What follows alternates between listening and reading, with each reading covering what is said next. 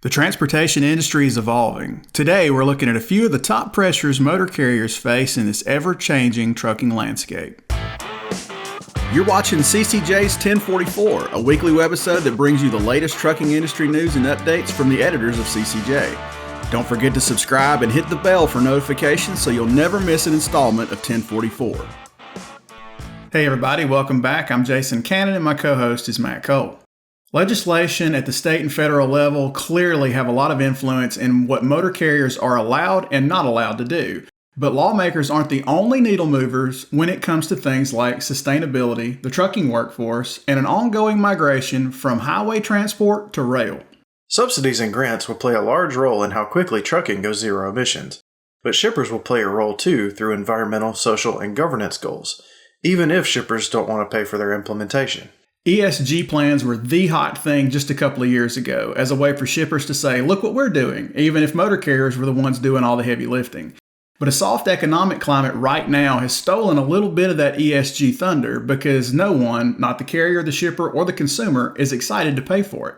So shippers have on their bottom line and report out to their stakeholders a sustainability score, and transportation and the movement of goods plays a large part of that. Consumers kind of demand it as sort of an afterthought, but as in everything else on the planet, everyone buys on price. So a consumer will say, given the choice between one or two things, if they're equal in price, but one is more sustainable, I may make that decision. But candidly, people shop on price. So I think it's important, but it's taken a backseat right now, especially with the volatility of the economy. People really aren't sure where things are going. So it's there, but it's not a primary driver as it was, I would say, about a year and a half ago. Transportation, not just driving jobs, has one of the oldest average workforces among all U.S. professions. A lot of work has gone into making transport jobs more attractive to Gen Z, but that's not the group that's finding its way into these roles.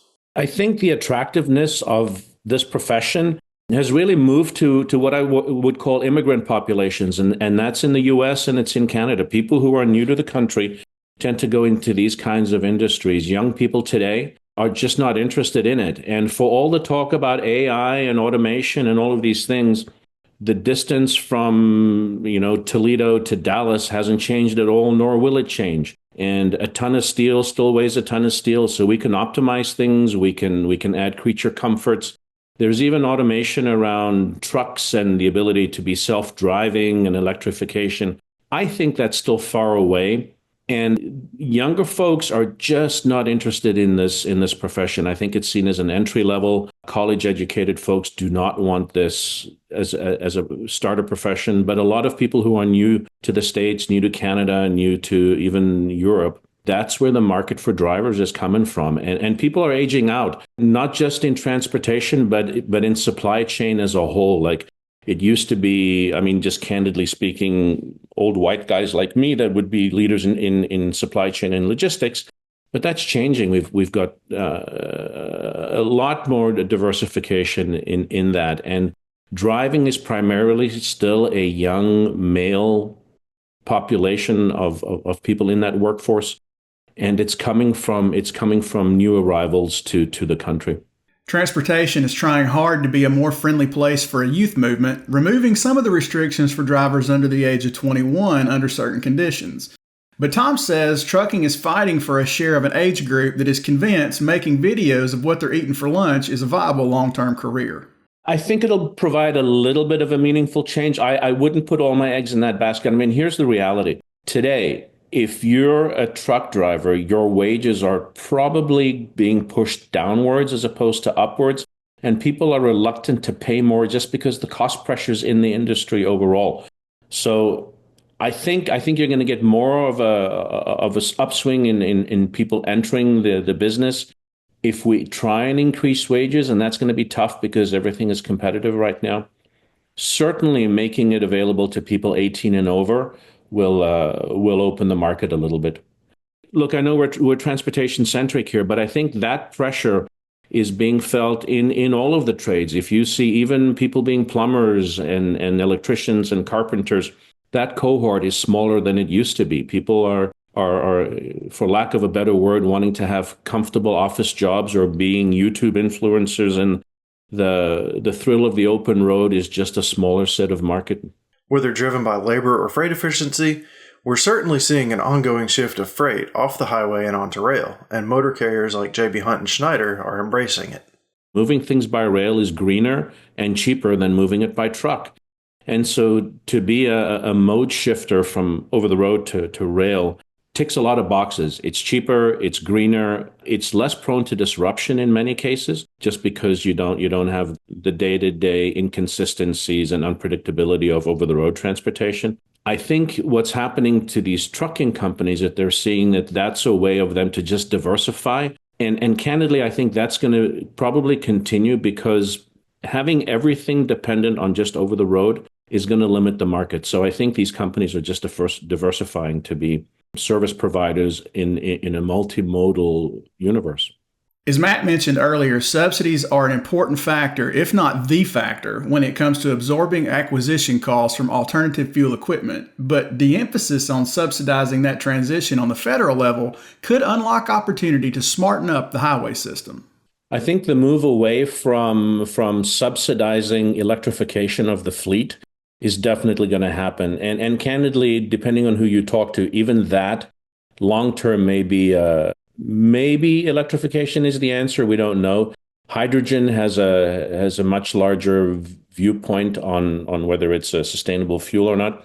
Where I think those dollars are going to go is into making our highways smarter.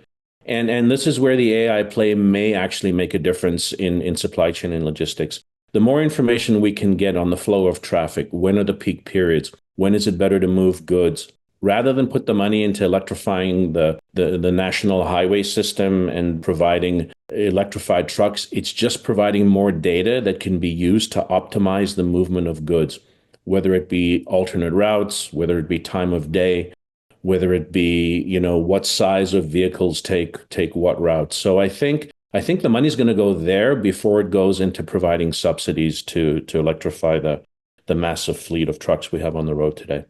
Look, it's going to get smarter. The way we load build, the way we plan routes, it's just going to get smarter, because the real-time nature of that data will just increase. You're just going to have more information. So people can make last-minute decisions, as opposed to today we're planning, rather than planning 24 hours ahead, some people are planning hours ahead of which route they take, time to destination, providing accurate ETAs. And it's this partnership between the service providers like the trucking companies and their customers, where they say, hey, listen, I can give you a better deal if you're okay with the truck being 1 day late or even 1 hour late. So that data that is being collected at a national level now, I think there's going to be a national program that says, okay, this data needs to be collected in aggregate rather than privatized. Like, private companies will keep collecting the data, but that data will be made available nationally through government programs. And I think it'll kind of democratize the way transportation is managed and planned. So I think that's where the larger play will be. Again, we live in the world of physical assets and physical things.